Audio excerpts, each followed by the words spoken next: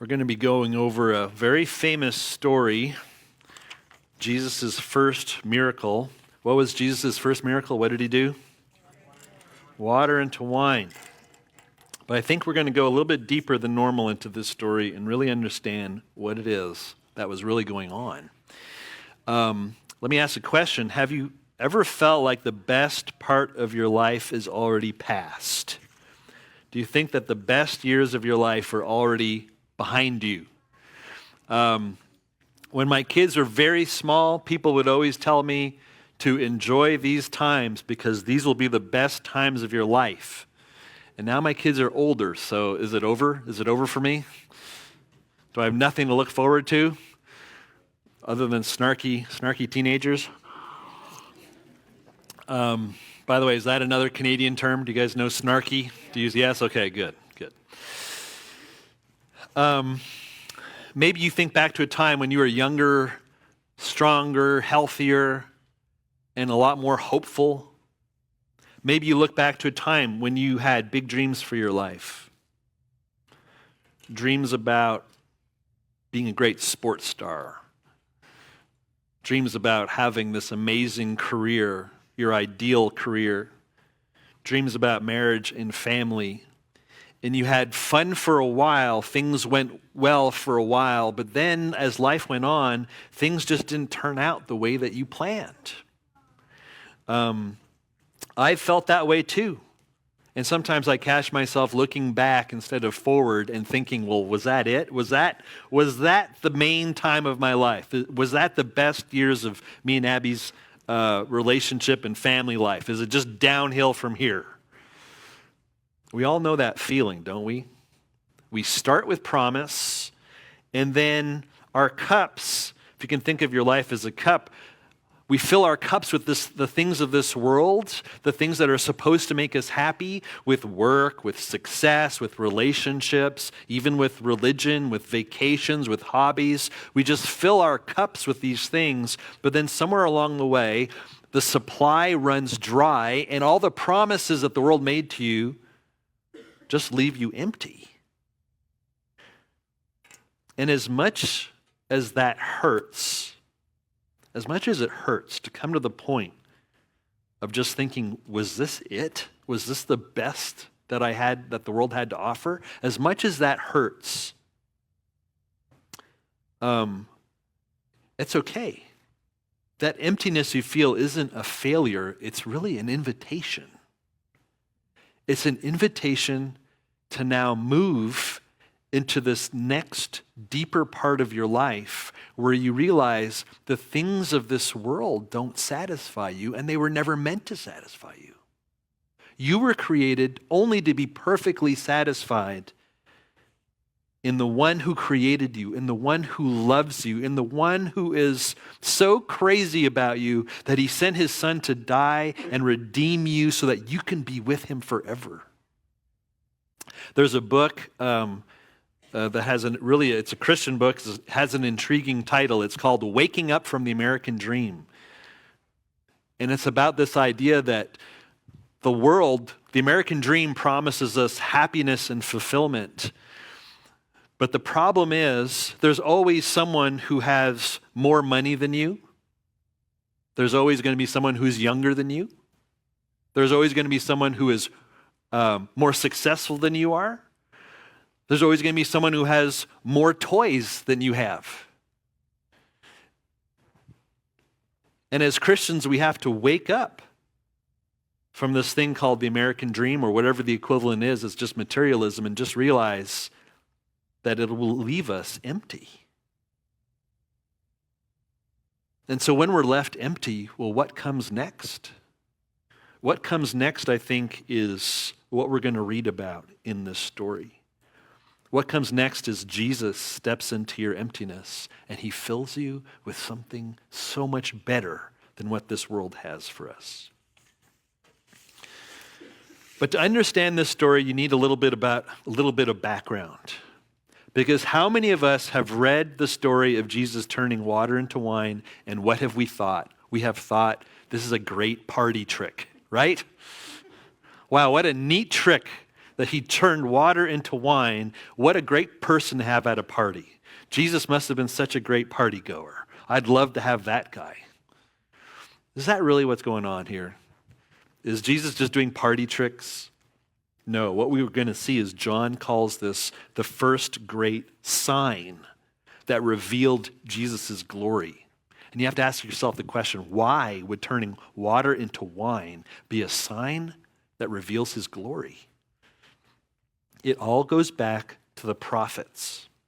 If you're going to understand the Bible, a quarter of the Bible is prophecy, and you need to study and understand the prophets to understand what Jesus was talking about and the meaning behind what he was doing.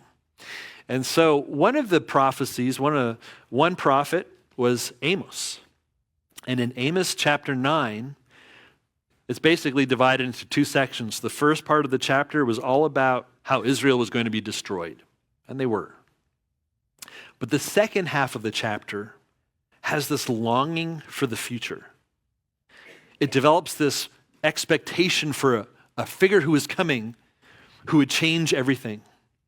And we read in verse 11, in that day, this is the Lord speaking, I will restore David's fallen shelter. I will repair its broken walls and restore its ruins and will rebuild it as it used to be. The Davidic dynasty at this point had been destroyed. It had been destroyed by the Assyrians and the Persians and the Babylonians. David's kingdom was gone. David's throne was gone. But God had promised that David would always have a descendant on the throne. And God had promised that there was a descendant coming who would be the King of Kings, the Prince of Peace. God had promised that through David, the Messiah would come. And so this prophecy, when Amos is saying, David's fallen shelter is going to be repaired and the broken walls restored and the ruins restored and all of it will be rebuilt. That was a messianic expectation that a king was coming, a savior was coming, a Messiah was coming. And one of the signs of the coming Messiah would be this: the days are coming, declares the Lord, when the reaper will be overtaken by the plowman and the planter by the one treading grapes. What that means, briefly, is that normally when you're planting, when you start plowing your fields, what month do you start plowing your fields in? What season? Spring, right? And then you have to wait a few months for everything to grow and to mature before harvest comes. And when do you harvest? Right? End of summer, fall. It takes several months in between the plowing and the reaping. But there's coming a day, Amos said, that where these seasons would overlap. The ground would be so abundant. Everything would be so super abundant that you'd be plowing and reaping and plowing and reaping, and people would be stepping on each other's toes because the ground was just producing so much produce. And look at what I highlighted in yellow. Let's read that part together. New wine will drip from the mountains and flow from all the hills. When Messiah comes, there'd be so much wine that would be flowing down the hills like creeks. Wine in the prophetic books was just a symbol of abundance, a symbol of blessing, a symbol of God's overabundant, joyful provision. And he's imagining a time, not literally, there won't be literal rivers of wine flowing down the mountains. He imagines a time when this joyful, when the fruit of the vine would be so abundant, so super abundant, the hills would be dripping with it. So this is a picture of this blessing of the Messianic age. When Messiah comes, the mountains are going to be dripping with wine. And he finishes, and I will bring my people Israel back from exile. Are you beginning to see that when Jesus turns water into wine, is it just a party trick? It's an announcement. It's an announcement of who he is. And so let's turn to John chapter 2, starting at verse 1, keeping this prophecy in Amos in mind. Verse 1, on the third day, a wedding took place at Cana in Galilee, Jesus' mother was there, and Jesus and his disciples had also been invited to the wedding. On the third day, if you remember your days of creation from the book of Genesis, what happened on the third day? The third day is when God created the dry lands and then told the dry lands to produce all the vegetation we see, the plants, the trees, and even the seed-bearing plants, just like grapes, such as grapes. On that third day, new life burst from the ground. But there's also something else that happens on the third day, near to the end of this gospel. What happens on the third day? The resurrection. The resurrection happens on the third day. And Paul will later call that, Jesus being the resurrection, the first fruits. So it's another agricultural type imagery. And you'll remember at the very beginning of John went through such trouble to show us that who was there at the beginning of creation making all things? Jesus was there. So on the third day, when in the beginning God spoke his words, and the dry land created all the vegetation and seed-bearing plants, and Jesus was there. He was the word God spoke to create these things. Well, here, on the third day, a wedding took place at Cana in Galilee. We don't know why Jesus' mother was there. This might have been extended family. It could have been friends, but she's there. Jesus is there. They're at this wedding. And a wedding was an especially joyous time in Jewish culture. It's a very big time for us, too. We usually just celebrate it in a day. But in Jewish culture at that time, they would celebrate a wedding over 7 days. Who would like to pay for a 7-day wedding here? Any fathers here? I have 2 daughters, and that scares me. They were having a 7-day wedding celebration. Jesus was there, and in verse 3, here's what we read. When the wine was gone, Jesus' mother said to him, "They have no more wine." The wine was gone. They ran out of wine before the wedding was over. This was a huge calamity. This was incredibly embarrassing and devastating for the family to run out of wine to take care of their guests. Imagine if you invited people to your own wedding and you were catering it for all the guests in the reception afterwards, and you ran out of food for the guests, or you ran out of cake for the guests, you ran out of provision for them. How long would people be talking about the wedding where people forgot to, where the parents couldn't feed their guests? This was a devastating thing in their culture. Very, very embarrassing. And Mary turned to Jesus to tell him about the problem. They have no more wine.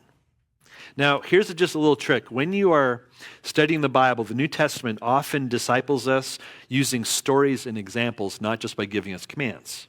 We read the story and we look at how people acted and what they did, and we kind of model our lives based on what they've done. You know, if they're a hero of the story. Don't do that if it's, Satan or King Saul or whatever. But if it's a good person like Mary, you look at what she's done and you kind of see to yourself, what is worthy of imitation in her life that I can do? And so whenever you're reading a Bible story, you can always ask yourself the question, put yourself in the shoes of the different people in the story and try to see it from their perspective. And so in this story, we have Mary, and she notices that there's a lack of wine, and she turns to Jesus, and she points the problem out to him. Now the question is, why would she point this problem out to Jesus? It wasn't his wedding. He wasn't the host. It wasn't his embarrassment. Why would Mary go to Jesus with this problem? She clearly expects him to do something. But why? I think it's because of this. It's something I spoke about in a Wednesday Bible study a few weeks ago. We're going through kind of the women in Jesus's life, and one of which, of course, is his mother. And we found that Mary, I'm trying to recover a healthy view of Mary. Because of how she's treated in Catholic and Orthodox churches, where it's kind of like very idolatrous, Baptists can have the bad habit of swinging the other way and never talking about Mary at all. And I want to recover a biblical view of Mary as someone who had a deep but simple faith in the Lord. And we saw this in our Wednesday study, that she was chosen to be Jesus' mother for a reason. And when the angel Gabriel came and told her that this was going to happen to her, she just submitted to the Lord's word, and she said, "Let it be unto me according to thy word." She was this woman who had a deep and abiding and simple faith in Jesus. And what I'd like to suggest to you is that when Mary saw a problem, she turned to her son, because having had a long history with her son and knowing who her son was, she turned to him in faith. And she's illustrating for us a principle that we see in Philippians 4:6. Let's read this together just to remind ourselves what it says. Let's read it together. "Do not be anxious about anything, but in every situation, by prayer and petition, with thanksgiving, present your requests to God." In which situation should we pray? Every situation. So even when you run out of wine in a wedding? Yeah. You bring everything to the Lord. I want to challenge you guys. I think all of us have to decide, all of us have to figure out, are we spiritually mature? Where are you in this path of spiritual maturity? And your chronological age will not tell you whether or not what your spiritual age is. You can be very young and more mature than someone who's very old and who's kind of neglected their faith. So you have to look at yourself and just think, how spiritually mature am I? And one of the signs, I think, of spiritual maturity is, how much of your life do you soak and cover in prayer? An immature Christian will only go to the Lord in emergencies.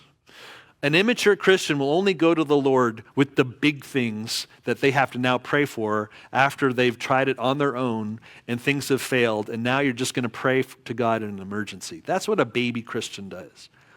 A mature Christian brings how many situations to the Lord in prayer? Every situation. A spiritually mature Christian doesn't go moment by moment, lives in dependence upon God, lives moment by moment in dependence upon Christ, bringing everything to him in prayer. And so why did Mary point this problem out to Jesus?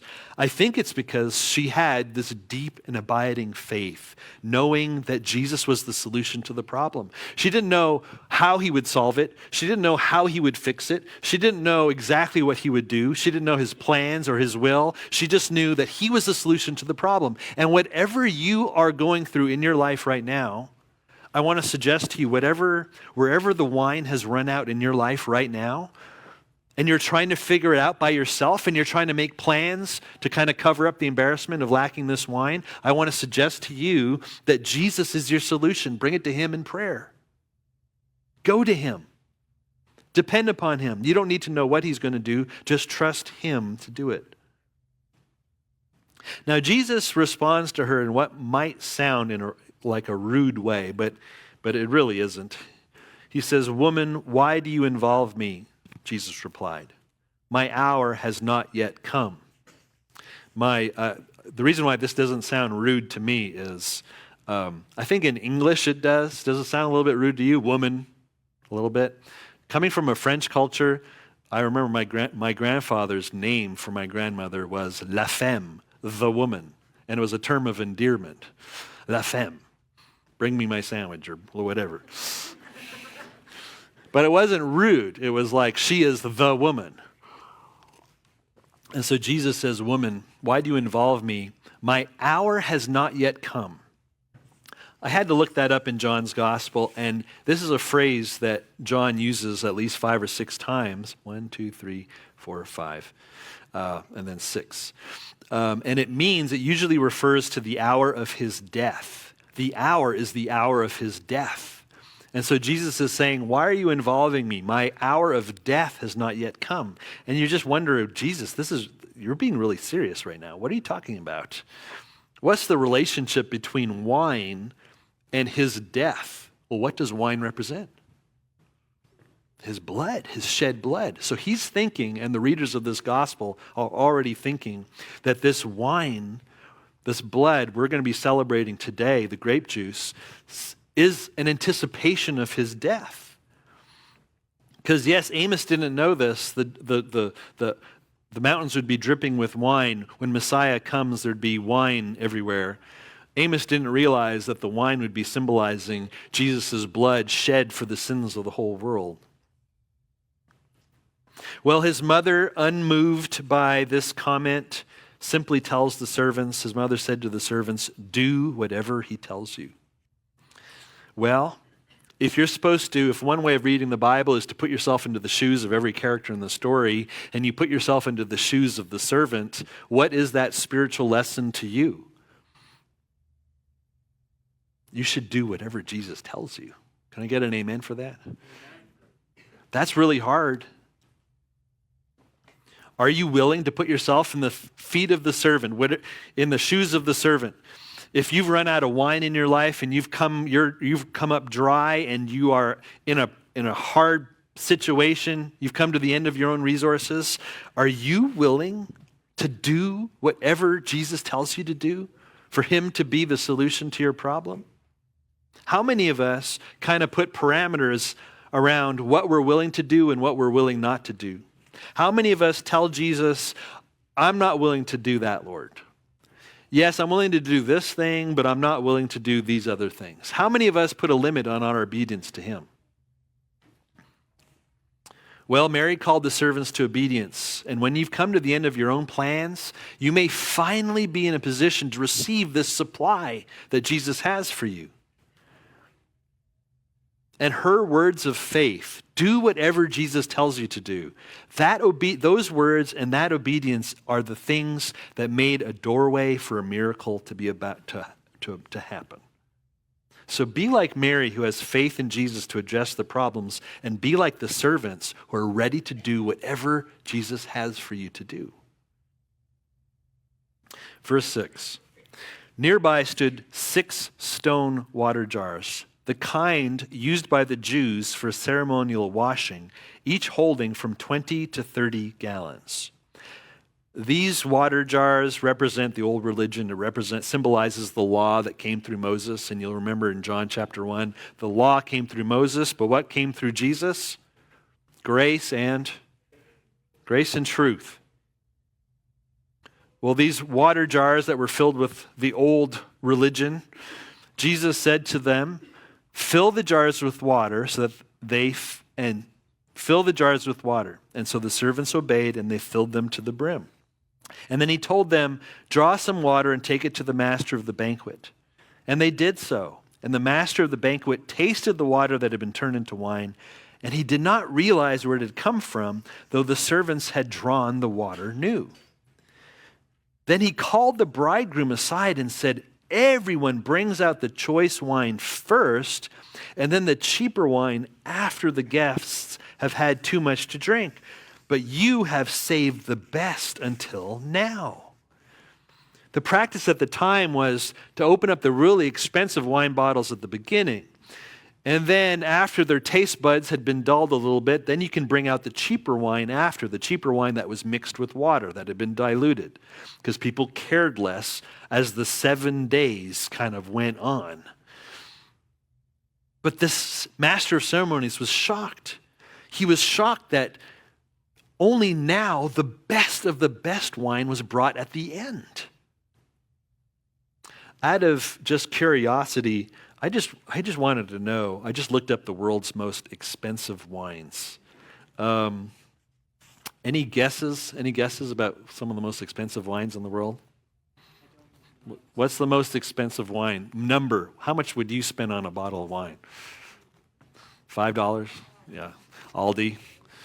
1869, Chateau Lafite sold for $232,000. A 1947 Cheval Blanc sold for $304,000. And this is the most expensive one that I found.